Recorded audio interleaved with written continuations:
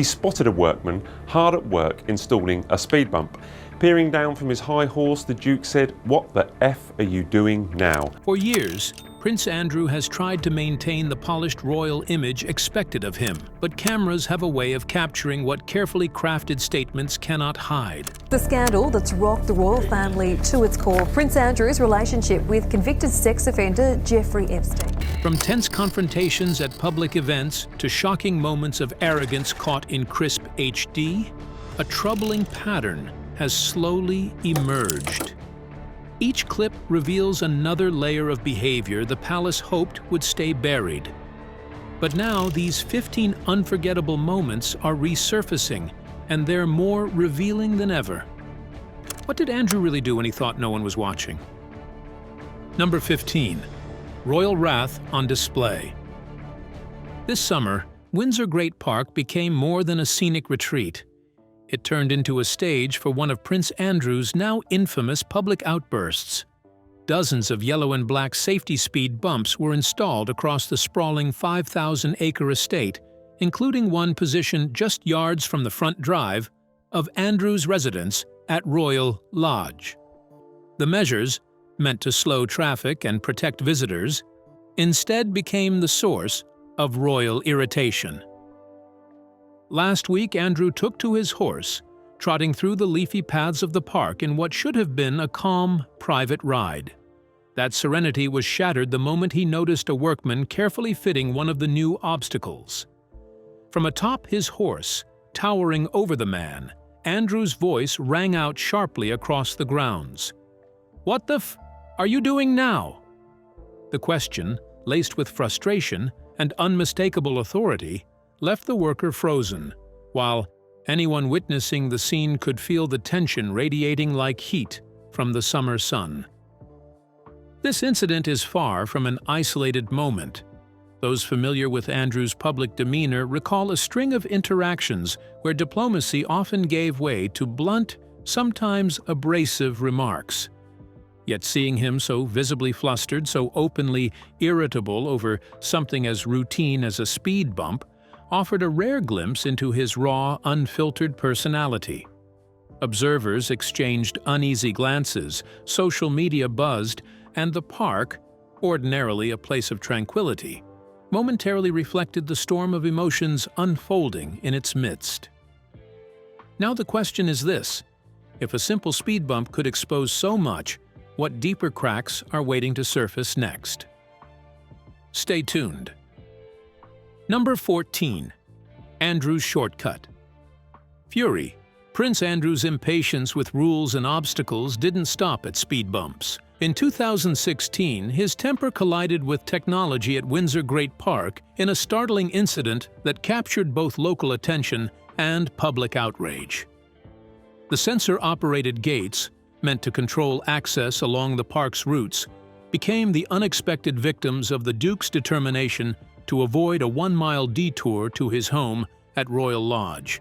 Rather than follow the proper route, Andrew allegedly forced his Range Rover through the gates on a Sunday evening, leaving them damaged and in need of repair. The episode quickly sparked controversy. Buckingham Palace and the Crown Estate, which manages the 5,000-acre park, declined to comment, leaving the public and campaigners in suspense. By Wednesday, Graham Smith, chief executive of Republic, the campaign for an elected head of state, lodged a formal report with Thames Valley Police, insisting that Andrew should face the same scrutiny as any ordinary citizen. Yet the police response only added to the tension, citing a lack of specific details and suggesting that without a first-hand report, the case could not proceed. Witnesses offered vivid descriptions of the clash. A park worker told The Sun that the sensors had failed, but Andrew, frustrated and visibly irritated, simply decided to ram the gates open rather than take the detour. This wasn't merely a matter of convenience. It was a display of raw impatience, blunt force, and a disregard for procedure. Critics questioned why a royal shortcut could so flagrantly override rules, leaving many to wonder. Is there truly a separate standard for those with power? Or is Andrew simply unafraid to show his temper in public? So if he's willing to break rules this boldly, what deeper impulse was he really following? And why does the next incident expose far more than anger? Keep watching. Number 13. Tempers and tantrums. Prince Andrew's impatience and temper weren't limited to gates or speed bumps. A few years ago, the Duke erupted in a furious row with his female gardener, leaving her visibly shaken over a minor mistake with newly planted saplings. In October, as a team tended the young trees at Royal Lodge, his 31-room, £30 million home on the Queen's Windsor estate, Andrew stormed out of the mansion, shouting and pointing, demanding to know, "What have you done?" Witnesses described him as over the top, berating staff who had done nothing wrong, leaving the gardener distressed and upset. The outburst coincided with a deeply stressful period. Andrew had just been served a sex abuse writ by Virginia Giuffre, a trafficking victim of his former associates Jeffrey Epstein and Ghislaine Maxwell. Legal pressures mounted as papers were delivered first to Royal Lodge officers on August 27th while Andrew was at Balmoral, and later to his attorney, Andrew Brettler, in Los Angeles by September 21st. Although Andrew has consistently denied ever meeting Giuffre or forcing her into sexual acts, the legal storm weighed heavily on him. Insiders emphasized that while stress might explain tension, it offered no excuse for his behavior toward staff performing routine duties. Observers recalled his prior entitled conduct, such as instructing a maid to rush up flights of stairs to close curtains while he remained seated. The gardener, once a trusted member of the Queen's team, eventually ceased working at Royal Lodge but remained employed elsewhere. In these moments, Andrew's public rudeness and private fury revealed a man unafraid to unleash frustration on those around him, no matter how trivial the cause. But if a simple curtain could trigger that kind of fury, what hidden pressure point pushed him even further? And why does no one dare name it? Yet. Stay glued. Number 12. Curtains, commands, and royal temper. Prince Andrew's volatile temperament extended even into the smallest corners of his Royal Lodge home. His former maid, Charlotte Briggs, revealed that the Duke's impatience often turned explosive over the most mundane matters. At just 21, Charlotte was ordered to run up 4 flights of stairs to close a set of heavy curtains while Andrew sat only yards away, seemingly incapable of handling the task himself. When she left a tiny gap between the drapes, Andrew reportedly erupted, shouting, "Can't you effing do anything right?" His words, sharp and unfiltered, left the young maid in tears. Charlotte described the scene to The Sun, recalling how he threw his weight around, turning a simple chore into a moment of public humiliation. She added that while Andrew had once fought for his country in the Falklands, he seemed powerless to perform even the smallest domestic action, yet quick to condemn those who tried. The incident wasn't isolated. Staff who worked at Royal Lodge often found themselves navigating a tense atmosphere, aware that the Duke's temper could flare at any moment. Observers noted that his outbursts revealed more than frustration. They reflected a deep sense of entitlement, a belief that rules and expectations applied to everyone but himself. Charlotte summed up the impact vividly. It was utterly ridiculous, but spoke volumes about him. Andrew definitely put a downer on things. He thinks he's above everyone. From ramming gates in his Range Rover to berating gardeners over saplings, and now humiliating staff over curtains, Andrew's pattern of rudeness emerges as a consistent, striking element of his public and private life, leaving those around him unsettled and on edge. And just when you think his temper is contained, a tiny mistake ignites chaos. What shocking outburst will follow next? Stay with us. Number 11. Flying off the handle. Prince Andrew's volatility extended far beyond curt commands or tantrums over curtains. Those who worked closest to him recalled a man who could erupt at the slightest inconvenience, his anger sharp, public, and often humiliating. Security officers and staff alike described instances where a minor delay at the gates, perhaps waiting for approval, processing guests, or simply a momentary pause, would trigger Andrew's fury. From the safety of his car, he would reportedly shout down at officers, swearing and belittling them, hurling insults like "you effing buffoons" when they failed to act precisely to his liking. Staff quickly learned that with Andrew, there was no room for error. Any misstep, however small or inconsequential, risked setting off a royal storm. Protection officers, maids, and servants, whose sole responsibility was to ensure his safety and comfort, often felt trapped. Complaints about his behavior were repeatedly made, yet the palace's rigid, centuries-old hierarchy left many fearful of escalating the issues. Unlike a modern workplace, where verbal abuse would face swift consequences, Andrew's position as one of the Queen's favored sons insulated him from accountability. Those on the receiving end described the experience as deeply unsettling.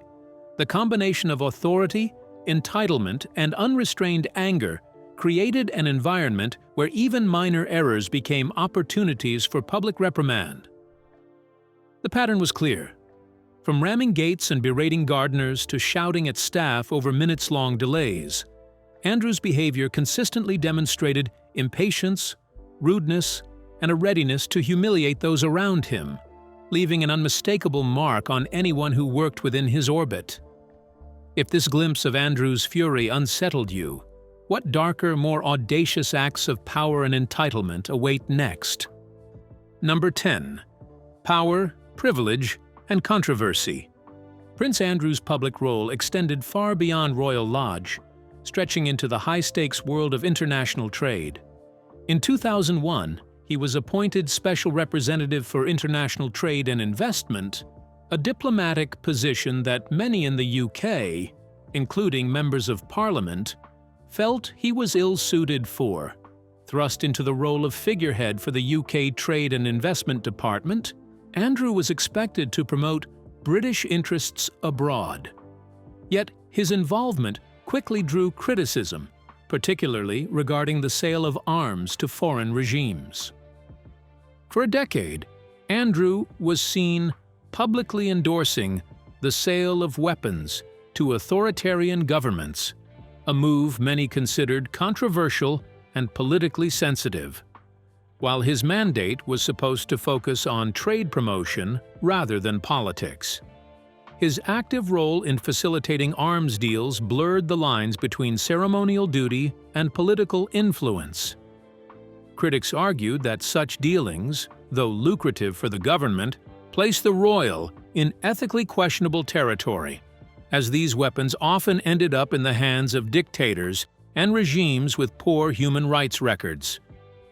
Andrew's public controversies mirrored his private behavior, a pattern of impatience, entitlement, and a readiness to intimidate those around him. Whether berating gardeners over saplings, shouting at staff over curtains, or lashing out at gate officers, he displayed a temperament that combined authority with abrasiveness. From Royal Lodge to international boardrooms, Andrew's actions, both personal and professional, painted a portrait of a man unafraid to assert power, often leaving others unsettled and questioning the boundaries between privilege, responsibility, and ethical conduct. Could these carefully hidden alliances reveal a shocking truth about power and privilege? Or is there a scandal waiting to shatter everything? Number 9. Controversial appointments and questionable connections. Prince Andrew's public profile has long been marked by controversy, extending from his behavior at Royal Lodge to his international dealings. In 2013, he was elected to the Royal Society, one of the UK's oldest scientific organizations, despite having no formal scientific background. Like his father and brothers, Andrew's education, Gordonstown in Scotland and A-levels in history, English, and economics, offered little to qualify him for membership. He never attended university, instead joining the Royal Navy. His appointment provoked outrage among members, some of whom attempted to challenge it, yet he remained a fellow, highlighting how royal privilege can override expertise and merit. Andrew's 10-year role as a trade envoy further raised eyebrows.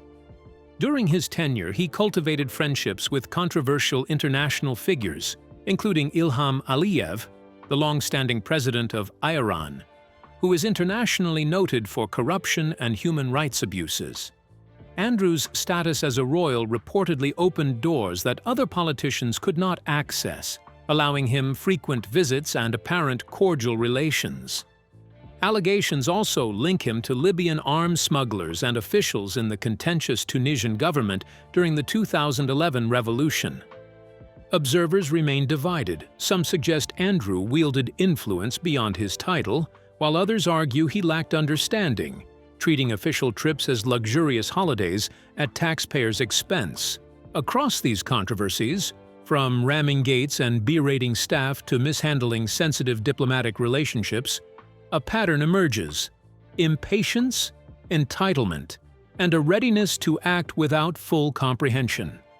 Whether in domestic spaces or global corridors of power, Andrew's behavior consistently drew attention, criticism, and occasional disbelief, leaving many to question the judgment and accountability of one of the Queen's most visible sons. But what hidden truths lie behind Andrew's massages, teddy bears, and tantrums? And could they expose a secret even palace walls can't hide? Number 8. Massages, teddy bears, and royal outbursts. Prince Andrew's unpredictable temperament extended beyond gates, gardens, and staff orders, sometimes spilling into more private and unusual situations. A masseuse who worked briefly with him revealed that Andrew insisted on being naked during every session, conducted exclusively in his bedroom, and subjected her to intrusive questioning about her sexual history. She described him as a constant sex pest, claiming she rejected his advances at every opportunity until the massages eventually ceased. The account paints a vivid picture of a man used to asserting control, even in intimate settings, disregarding professional boundaries and making others uncomfortable. Andrew's eccentricities were not limited to personal encounters. He amassed a vast collection of teddy bears and other stuffed animals, reportedly numbering in the hundreds. While such a hobby might seem harmless, his insistence on perfect order quickly became another avenue for verbal abuse. Maids and household staff recounted how he would scream and berate them if his toys were not arranged precisely to his liking. The collection later gained further attention in 2024, when it was featured in the Netflix dramatization Scoop, highlighting how this obsession was intertwined with his infamous BBC interview and public persona. Observers noted that these behaviors, ranging from intimidation over minor mistakes to inappropriate questioning and obsessive control, followed a familiar pattern. Andrew consistently exerted authority without concern for the feelings or boundaries of those around him. From the palace grounds to his bedroom, his actions repeatedly left staff distressed, unsettled, and wary of the Duke's unpredictable temper, creating an environment where entitlement and rudeness were constant companions. And as whispers of hidden friendship surface, could Prince Andrew's alliances be far more dangerous than anyone imagined? What will unfold next? Stay tuned. Number 7. Dangerous alliances.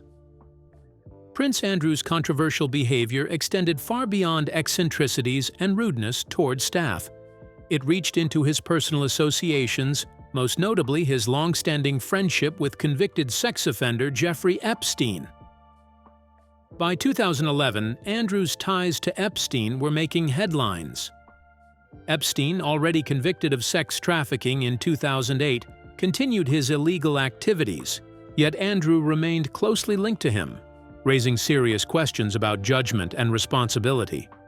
Observers compared Epstein to infamous predators like Jimmy Savile, highlighting the scale of his offenses, yet Andrew continued to associate with him openly, attending social events and even one of Epstein's daughter's 18th birthday parties.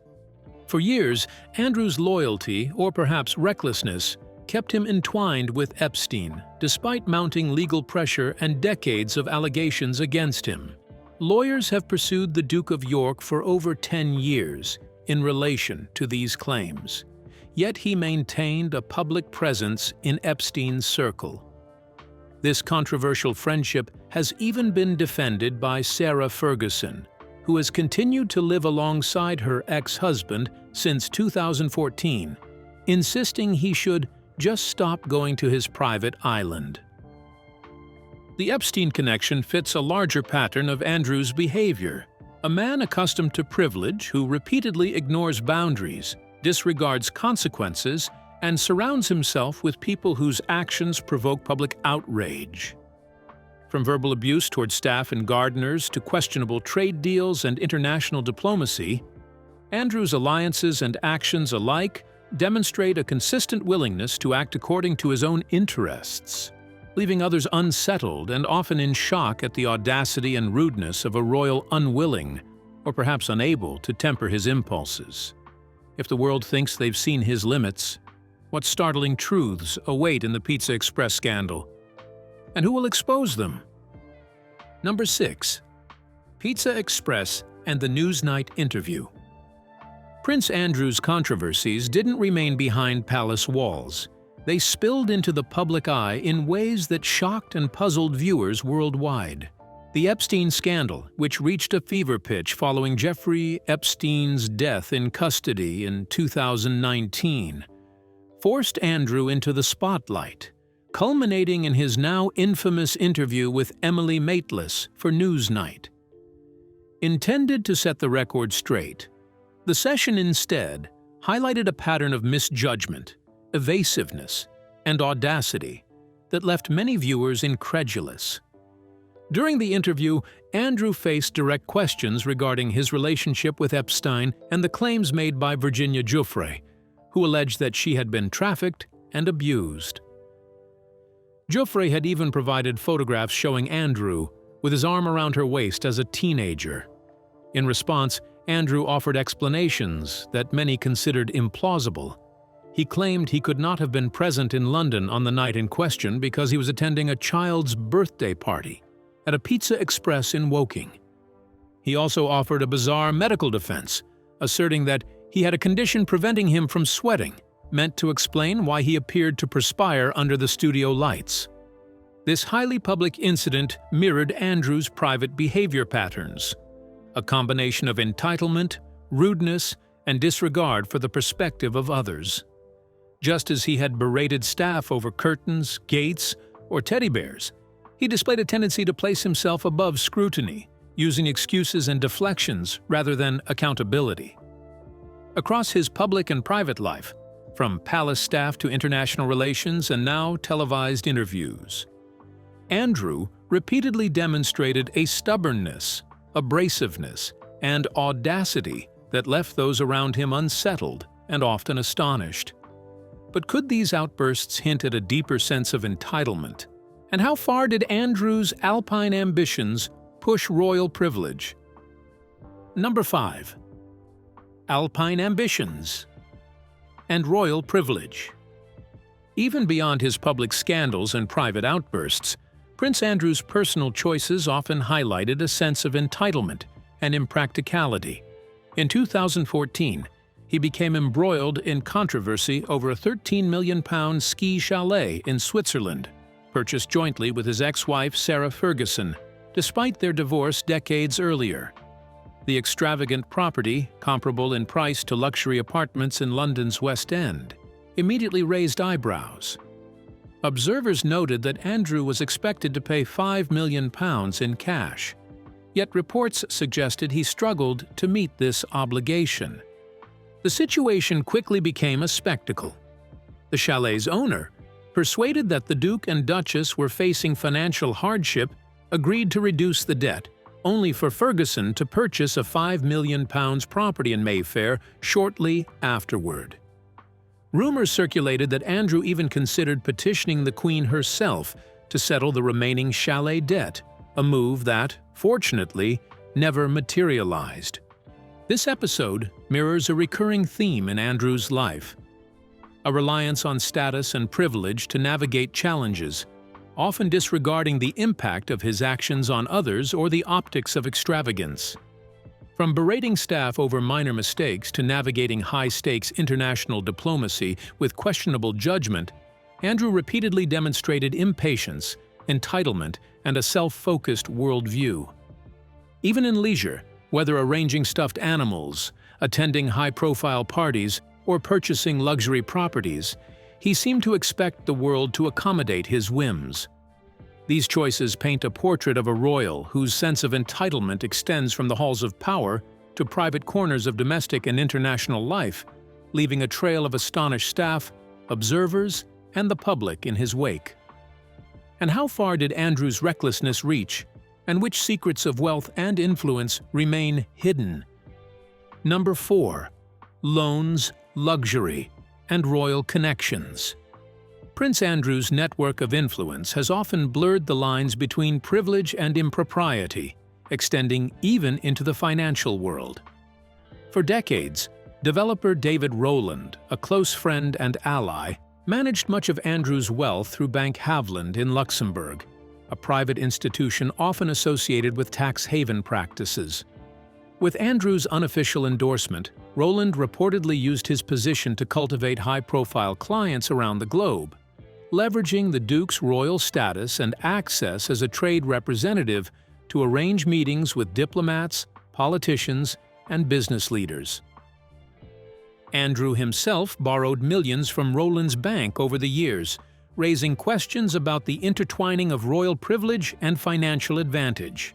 Rowland, a significant donor to the Tory party and connected to influential figures, including relatives of Colonel Gaddafi, often drew scrutiny for these dealings, placing Andrew in a position where personal and professional networks overlapped in controversial ways.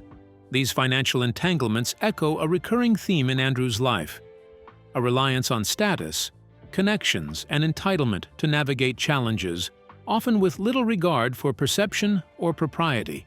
From berating staff over minor errors to mishandling high-stakes diplomacy and now leveraging personal relationships for financial gain, Andrew consistently demonstrates impatience, self-interest, and disregard for boundaries. Even those tasked with protecting or advising him have noted his tendency to act on impulse and expect the world to accommodate his whims, leaving staff, associates, and observers alike to navigate the fallout from his decisions. Across personal, professional, and international arenas, Andrew's pattern of behavior paints a portrait of a royal whose entitlement and rudeness are as consistent as they are consequential. Just how deep does Andrew's hidden temper run, and which unsuspecting staff will face his next shocking outburst? Number 3. A pattern that reveals the man behind the title. As more stories surfaced, it became painfully clear that Prince Andrew's troubling behavior stretched far beyond staff rooms, trade missions, and royal corridors. Even in everyday moments, his conduct exposed a man who seemed to enjoy belittling others, often with a childish grin.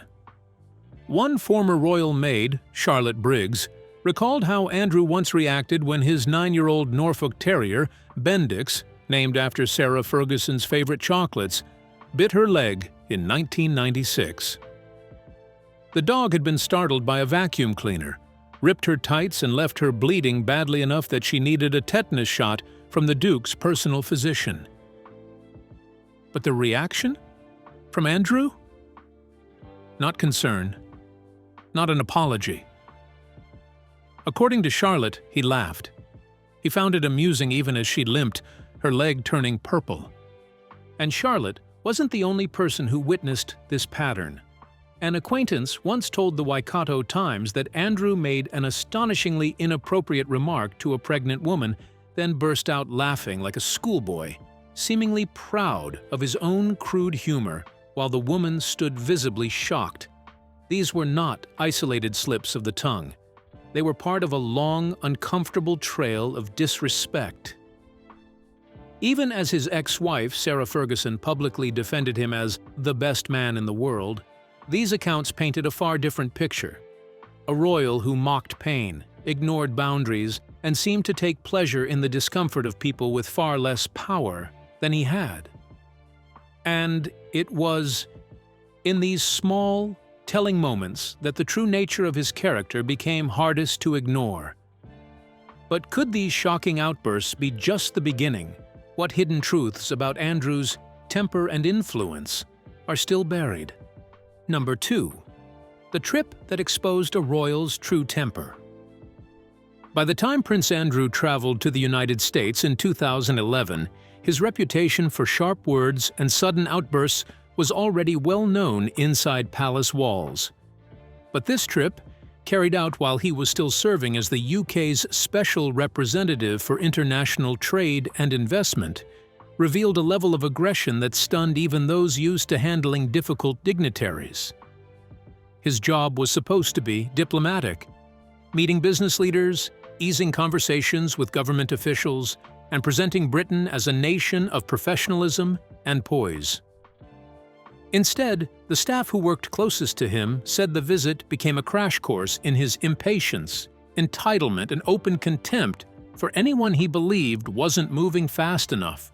Behind the polished handshakes in New York and Washington, embassy workers described a man who snapped over the smallest details. A slight scheduling change? He barked at the team. A minor logistical issue? He lashed out. Not receiving the level of service he felt he deserved? He let everyone in the room know it. Sources said this wasn't an occasional bad mood. It was his default way of speaking to people. To them, he acted less like a visiting representative and more like a storm moving through the building, leaving tension and embarrassment in his wake. When the stories leaked, the press didn't hold back. Headlines questioned how someone with such a harsh temperament could represent the UK abroad. And inside the palace, the damage was impossible to ignore, adding yet another strike to a growing list of reasons why Prince Andrew kept finding himself pushed out of roles he once believed were his by right. If these shocking leaks only scratch the surface, what other ruthless petty behaviors has Prince Andrew hidden from the world? Number 1. The pattern of disrespect beneath the royal surface. What happened in the United States was not an isolated burst of bad temper. It was part of a much wider pattern that had been quietly whispered about for years inside royal households and staff quarters. Those who were closest to Prince Andrew often described the same experience. A man whose first instinct was not diplomacy, patience, or gratitude, but irritation, dismissal, and outright scorn. Behind the formal titles and polished suits, many said he treated the people around him as if they existed only to absorb his moods. Gardeners recalled moments when a simple, harmless detail, a few fallen leaves in the wrong spot, triggered a full stream of shouting. Drivers said a 5-minute delay, even in heavy traffic, could send him into a rage, intense enough to silence an entire room. And unlike the occasional bad day anyone might have, staff claimed this behavior was constant, almost predictable. One former helper explained it in a way that stayed with reporters for years. Working for him felt like being a human punching bag, absorbing every outburst while pretending nothing had happened. As these private stories slowly reached the outside world, they formed a chilling echo of what embassy teams had already experienced during his 2011 trip to the United States. The raised voice, the impatience, the sharp insults, each account fed into a larger picture of a prince who struggled to speak with basic respect. And with every leak, every quiet confession, the questions inside the palace grew heavier, leaving officials to wonder how many more stories might still be waiting to surface. So what do you think? If these disturbing whispers about Andrew's temper are only the beginning, what truth is still being hidden behind palace walls? We'd like to hear your thoughts in the comments. Don't forget to like, share, and subscribe.